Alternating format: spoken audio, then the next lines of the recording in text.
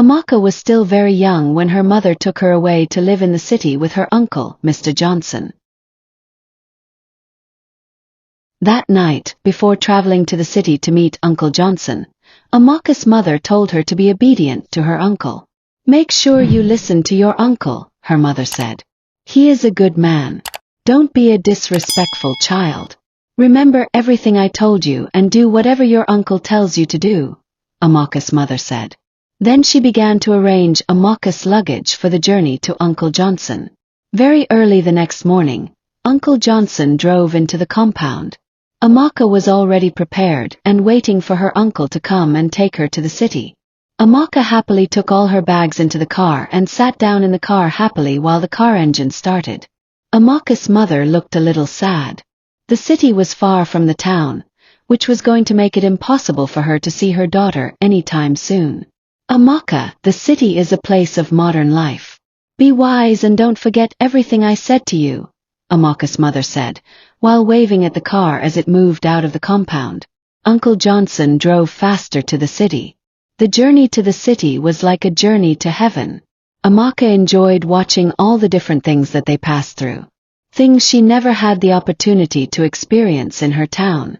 As they drove through the city, Amaka saw tall buildings, busy streets, and people from all walks of life. She was amazed by the sights and sounds of the city. Uncle Johnson noticed her amazement and smiled. "You will get used to the city life soon," he said. "It's a place of opportunities and challenges." Amaka nodded, taking in every word. They finally arrived at Uncle Johnson's house in the city. Amaka was so shocked to see the big mansion her uncle was living in. After taking her luggage inside, Amaka was given some snacks to eat while she sat down on the couch to watch the television. Her uncle, Mr. Johnson, was a young man who was a successful businessman. He was rich and had a lot of luxurious properties. Uncle Johnson had a wife and 2 children who lived with him in the city of Lagos. But Uncle Johnson's wife was a traveler. She was always traveling from one state to another. She never had the chance to stay with her husband at the city. Sometimes she would come visit twice in a month. As Amaka settled into her new life, she began to notice that her uncle's behavior towards her was changing. He would often find excuses to touch her or make her feel uncomfortable. At first, Amaka thought maybe her uncle was just being overly affectionate. But as the incidents continued, Amaka realized that something was terribly wrong. She felt trapped and scared, and she didn't know who to turn to. One day, while Amaka was staying with her uncle, she was inside the living room with Uncle Johnson's children. She heard her name from a distant room. It was her uncle who screamed her name. So she quickly stood up and went to meet her uncle. Uncle Johnson was inside his bedroom. It was Saturday, so Mr. Johnson stayed at home because it was a day off. He was inside his room watching a video on a small mini television placed at the right side of his bedroom. The video was an adult video which was improper for a young girl like Amaka. Amaka rushed into the room while she saw her uncle sitting on his bed, watching the television. Uncle Johnson noticed that Amaka was wearing a very attractive dress. He stared at her for some seconds and said, "Amaka, I want you to go and get me a glass of water." "Okay, uncle, I will get you the water immediately," Amaka said and went away to get the water for Uncle Johnson. After leaving the room, Uncle Johnson began to have a bad thought about his niece. He got influenced by the movie he was watching. So he wanted to do exactly what he saw in the movie to his niece. Uncle Johnson never had the opportunity to be with his wife because she was always traveling from one place to another. This was because of the business his wife was into. She had to travel from one place to another to meet up with her customers. So, as a man, he was not comfortable staying alone without his wife staying by his side. Amaka came back to her uncle, holding a glass of water. Then she gave Uncle Johnson the glass of water. Uncle Johnson collected the water and dropped it on the small table closer to his bed. Then he stood up and went to lock the door. As a young girl, Amaka was confused and did not understand why her uncle was locking her up inside his room. He looked at her face anxiously and asked, "Amaka, I want you to give me something." "Uncle, I don't have anything to give you. I'm just a young girl. What can a young girl like me give to my uncle? Amaka said to her uncle. Yes, you have something to give to me, something my wife hardly does for me, Uncle Johnson said while staring at her body. Amaka was confused and wanted to know what her uncle was talking about. She thought for a while, but couldn't figure out what her uncle was talking about. Uncle Johnson proceeded by putting his hands on Amaka's shoulder. He rubbed her softly at her shoulder. He tried to bring his hand to where he was not supposed to touch, but Amaka quickly removed his hands from her body. Uncle, my mummy told me never to allow anyone to touch me there, Amaka said to her uncle. While she stood watching her uncle, her face was covered with fear. Her uncle was already into her. He wanted to take advantage of the opportunity. Amaka, remember your mother told you to do whatever I say.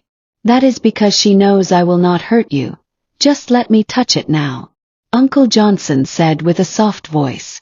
Amaka thought for a while and remembered that her mother warned her never to disrespect Uncle Johnson. Dio, whatever your uncle tells you to do. Her mother's voice flashed her memory. Then she allowed her uncle to touch her exactly where he wanted. As a young girl, she had never experienced what she was facing, so she did not properly understand what her uncle was doing. But Uncle Johnson proceeded even further. At this point, she couldn't bear it anymore and told her uncle to stop. But Uncle Johnson was greedy and wanted to take things to another level. She tried removing herself from the situation, but she couldn't. She cried and cried, but nobody was there to come for her. Meanwhile, Uncle Johnson's children were at the living room watching movies. They had been waiting for Amaka to come back so they could continue playing and watching the movie together. They never knew that Amaka was undergoing something unforgivable from their father. Soon they began to hear her voice. A voice that sounded like she was in trouble. One of Mr. Johnson's children decided to go and check what was happening. As she walked towards Amaka's voice, she realized that the cry was coming straight from her father's bedroom. The little boy was wondering what could be happening inside the room. So he went further and held the door. He tried to open the door, but it was locked. Uncle Johnson quickly noticed that someone was standing at the door. When he heard the voice, he realized it was his son, David. Uncle Johnson opened the door and pretended like nothing was happening. David walked inside anxiously. Father, what is wrong with our friend? I heard her crying, the little boy asked. Don't worry, David, your friend had an accident while she was bringing me a glass of water. She fell and broke her arm, so I was giving her a soft massage on the affected part of her arm, Johnson said to his son. Amaka knew her uncle was lying. She couldn't speak out because her uncle told her to remain silent. She was sad and angry. That day was going to be the unforgettable day of her life. That night Mr. Johnson realized that Amaka was still sad. So he went to her and told her to clean her tears. I have done nothing wrong to you. You are almost a woman now. Don't worry, you will soon be used to it as time goes on, Uncle Johnson said. Amaka was confused and didn't know what to say. Uncle, I don't want you to do that to me again. It pains, Amaka said. Amaka's uncle smiled and said, Amaka, I'm not hurting you, it's just a play between me and you. Don't worry, next time we will play a different type of game. Uncle Johnson convinced. Then he brought out plenty of snacks and milk. He gave it to her as a gift from him. Amaka accepted the plenty gift, which made her smile a bit. Amaka, your mother will be coming to the city to visit us tomorrow.